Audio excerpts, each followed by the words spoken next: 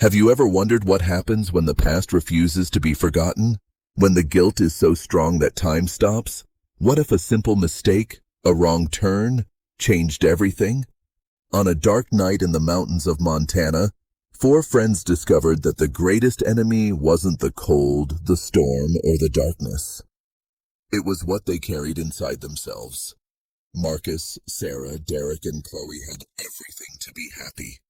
Old friends reunited, a wild trail, the chance to reconnect with nature and with a truth hidden for years. But the past does not forgive, and the abandoned visitor center that appeared on their path, it was no accident. 6:45 p.m. The same time, the same clock, the same hell. They are trapped in a loop, trapped with their fears, trapped with their guilt. And with each cycle, the truth hurts more. Marcus sees the face of the comrade who died because of his decision. Sarah hears the friend who took his own life ask, "Why didn't you save me?" Derek faces the father who abandoned him, and Chloe sees her own image crumbling. The visitor center is not just a shelter, it is a mirror, where guilty souls are forced to face what they couldn't resolve in life. Do you have the courage to keep listening? Because this story goes beyond fear. It touches deep on what you hide, on what you try to forget, on what you're afraid to face. And perhaps in the end, you will understand. Sometimes the greatest horror isn't outside. It's inside you. Keep listening, because perhaps what happened to them could happen to you. Until dawn, the Hollow Trail. The sun was setting over the mountains of Montana, painting the sky red and orange. Four friends, Marcus, Sarah, Derek, and Chloe, had reunited after years apart. The idea was noble, a wilderness trail to disconnect from the world and reconnect with their essence. But each one carried something they didn't say out loud. Marcus, an ex-soldier, led with determination. His gaze was serious, but his fists often clenched. Sarah tried to keep morale high, but her eyes seemed distant. Derek avoided emotional topics, preferring maps and data, and Chloe constantly made videos, as if the camera were a shield between her and the real world. As night fell, the group realized they were lost. The GPS failed. The trail no longer seemed familiar. It was then that Marcus spotted an old sign. Hollow Ridge Visitor Center. "This isn't on our map," said Derek. "But it might have shelter," replied Marcus. "The storm is coming." It was true. The sky was darkening quickly and the wind was blowing hard. They ran to the visitor center, an old, seemingly abandoned building. Inside, they found old furniture, yellowed papers, and a fireplace. It was 6:45 p.m. That's when Sarah noticed something strange. "Do you feel that?" she asked, looking around. "What?" "A feeling of emptiness." Derek found an old newspaper, dated 1973. The headline read, "4 youths disappear on Hollow Ridge, no trace found." "Just a coincidence," he said, trying to stay calm. But the clock on the wall, rusted, showed 6:45, exactly the same time. The storm intensified, the fire flickered, and shadows danced on the walls. That's when the noise started. Footsteps, whispers, creaking doors. Marcus was the first to see. Through the cracked glass, a figure was walking in the snow. It was someone with Marcus's face, but pale, with empty eyes.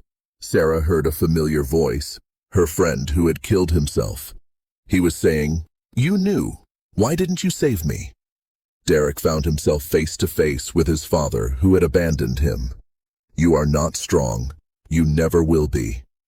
And Chloe saw herself in a mirror, but the image was crumbling, as if she were fading away.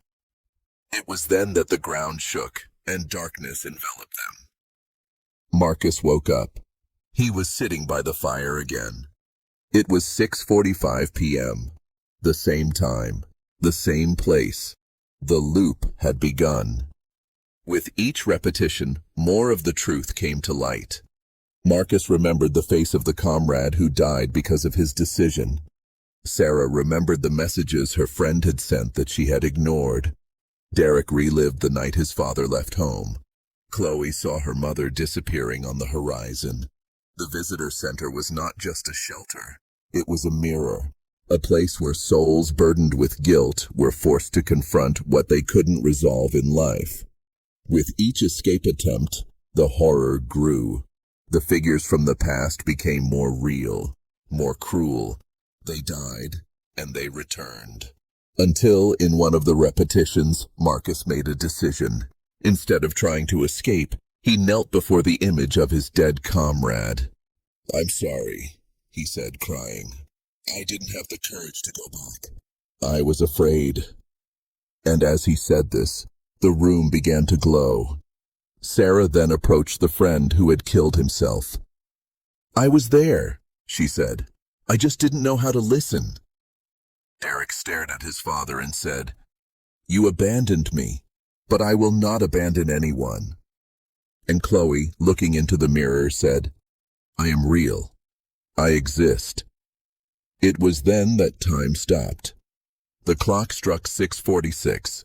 Dawn was breaking. The group left the visitor center. The storm had passed. The sun shone on the snow. They were alive. But looking back, they realized the center was still there, and that inside, others were waiting to face their ghosts. So did you feel the chills?